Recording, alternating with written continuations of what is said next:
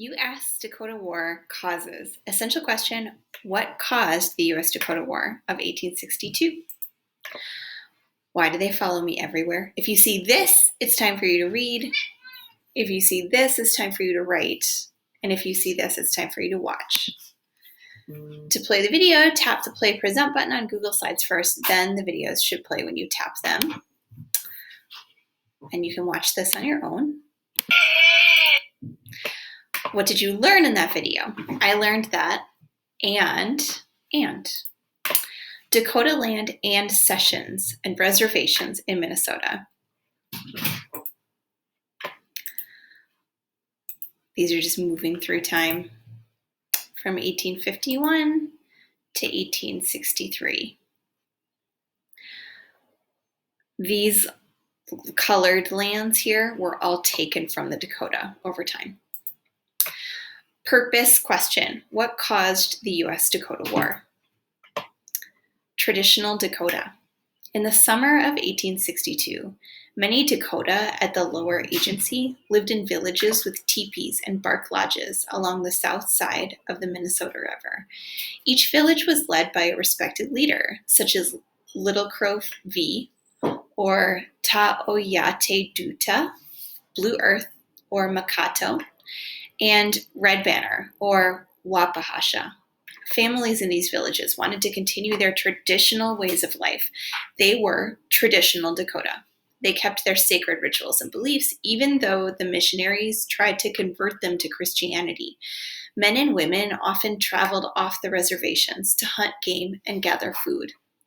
I learned that I wonder if the US-Dakota War was caused by a group of Dakota in the summer of 1862. What evidence of traditional Dakota culture do you see? What evidence is there of the Dakota adopting some European American ways? Farm Dakota. By 1862, several hundred Dakota on the reservation were living on farms away from the traditional villages. These farm Dakota grew crops, raised livestock, and lived in wood or brick houses along the main road that cut through the reservation.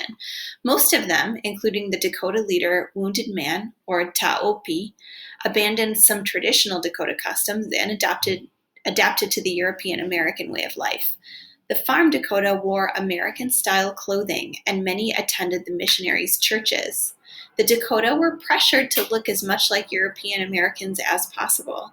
Men were to cut their hair short, and women were to wear theirs pinned up on their heads.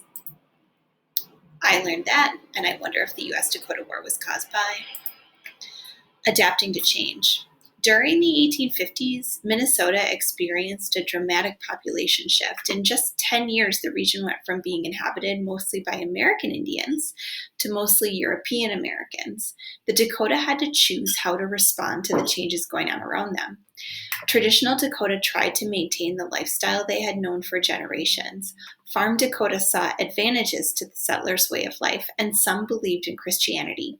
Most Dakota fit somewhere in between these two old lifestyles, keeping some of the old ways while also adopting some new ways. As they became increasingly outnumbered, many Dakota decided it would be wise to show outward signs of fitting in with their new neighbors. By making some changes in appearance, these Dakota believed the newcomers would not feel as threatened by them and would leave them alone. In addition, some people had both Dakota relatives and European American ones. For them, choosing one side over the other was even harder. Can you think of a time when you encountered something unfamiliar and had to choose? Reject it, adapt to it, or find some sort of compromise? I learned that, and I wonder if the US-Dakota War was caused by tensions rise. As government officials and missionaries worked to change Dakota culture, tensions increased. The whites were always trying to make the Indians give up their life and live like white men, recalled the traditional Dakota leader Big Eagle, or Wanba-Tamka. The Indians wanted to live as they did before. If the Indians had tried to make the whites live like them, the whites would have resisted, and it was the same way with many Indians. As more and more Dakota accepted European American ways, tensions rose among the Dakota because the government gave extra food, tools, and livestock to the farm Dakota. More importantly, traditional Dakota often blamed farm Dakota for